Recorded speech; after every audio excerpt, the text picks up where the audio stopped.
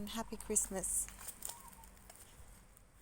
Now once you walk with me for a little while, you may start to be aware that where I am reaching out to you from is in actual fact a cemetery. And you may be wondering why anyone would be spending their time in a cemetery on Christmas Day. And I guess the easiest assumption to make is that we would visit a cemetery because we have an attachment of some type there, that maybe we have a relative or someone close to us in some way that would be buried here. As we get older, we lose more and more people in our lives who've played different roles as mentors, friends, familia, acquaintances, all sorts of different things. And in part, I guess that is why I'm here. It's a beautiful space to be because everywhere else on Christmas, for a start, is super busy and crowded full of people, and often in scenarios where they kind of feel like they're in a pressure pot. They may not always make the time to see each other, and then when they do spend time together, they really have no idea how to communicate because the rest of the year they've had no contact. I choose not to be one of those people. They may have family dynamics or friendship dynamics or relationship dynamics that are toxic, and they've lost the means to be able to talk freely about how they feel because it's no longer conducive or positive. And I'm grateful that I am not in that space today, that I'm not feeling oppressed or suppressed in my views, my heart, my feelings, my thoughts. There's been many years where I've struggled to come to terms with that, just like everyone else, but I've come to a place of peace from starting from the ground of nothingness. And this is a pretty good place to start because these are the ashes of what remains, and really that's all that remains apart from the spirit or the memory of a person. But Christmas, if we look at the part that Jesus played in Christmas, it was a celebration of life. And based on that, we can celebrate living to our full potential and being the best that we possibly can in our lives. Although for each of us, it might mean something slightly different. For me, that's what it means. So when I look around me and I'm surrounded by graves, I'm wondering about these people, what sort of life they had, what their connections were with others. I feel saddened by the loss of a child that's maybe 3 years old, like Ivy Rose, who I looked at before. But then I also realised that she probably had her time, and that some of us have shorter times than others. I've always viewed life as being like a jigsaw puzzle, and that over a time we find little pieces that kind of fall into place. Things that we may have wanted to do, things that we had to go through, our learning curves, our pivotal changes, our familiar, lots of different things that we live and learn through. And then we get to the place where it all comes together and our lives have lived out exactly what their intentions were. And it may not always be that life may be intentioned to be living for us. It may not be about us at all. So Ivy Rose's life, I don't believe would have been lived in vain, for example, just as I don't believe Jesus's was. You may wonder how I can make the comparison when Jesus was so ahead of his time and he was such a pure spirit.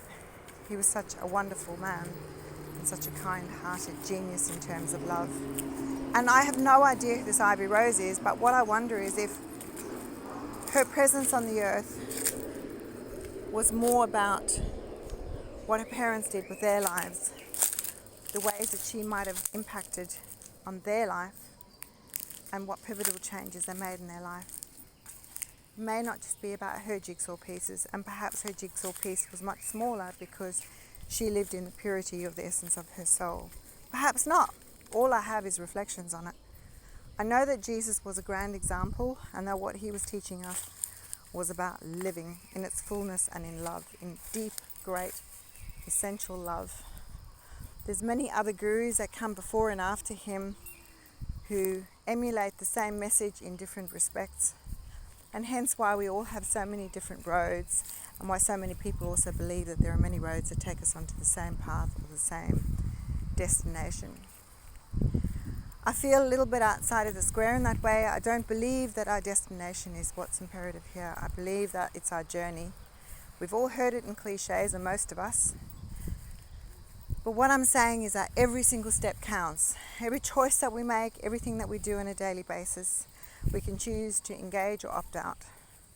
We can choose to listen to our souls and follow our intuition, or we can choose to follow a crowd even if it doesn't add up, even if it doesn't fall into alignment with what we in our hearts feel or what we feel in our heads to be right or true, correct, or on the right path. I'm going to find my alignment, and I hope that you find yours too. And sometimes that means that we have to give up all the things that we knew, or the things that we were conditioned to believe in, or the people that we were conditioned to trust in. Sometimes we have to leave behind relationships, or at least look at them from a distance so we can look objectively rather than being attached to them in a futile way where we count on that relationship to find our own self-worth, or to trust in that to find our own sense of place in the universe. If we do that, we're not actually congruent with what our own message in life is. It's not about pleasing others. We can do that as part of the journey, but when we found our essential selves and we are in alignment with our own higher truths, and they come from a place of kindness and love, then that can emanate from us in a very real way that impacts other people's lives in positive respects. And that can be for family or friends, and it may take a while for them to understand where we're coming from. And it's not up to us to enforce that message. But for an example, if I'm going to spend every Christmas with a group of friends who are very disrespectful toward me, who laugh at my Christian beliefs, or are pretty toxic to me in other respects, all I'm doing is I'm setting myself up for pain and failure every year, year after year. And I'm deepening that groove. I'm carving into that soil every day with my footprint. And I'm walking the same old tired path that hurts and hurts and hurts. And I might drink myself into oblivion, or I might be self-destructive in other ways. Rather than doing that, I choose to lean on the teachings of Jesus Christ. He teaches us to love one another as we love ourselves.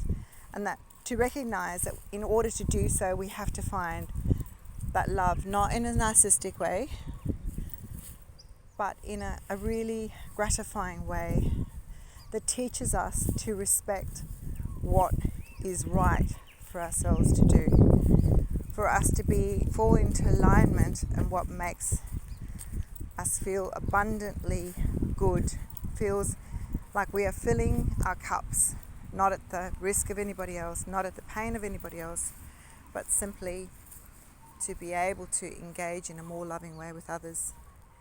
My message is as much to myself as what it is to you today, because that's the underlying meaning, a theme of Christmas for me. It doesn't have to be yours, but it's just a different way of thinking. I wish you all the best for a kind and exceptionally beautiful Christmas, a loving one where you treat yourself with the same love as you wish so dearly to have from others. Amen.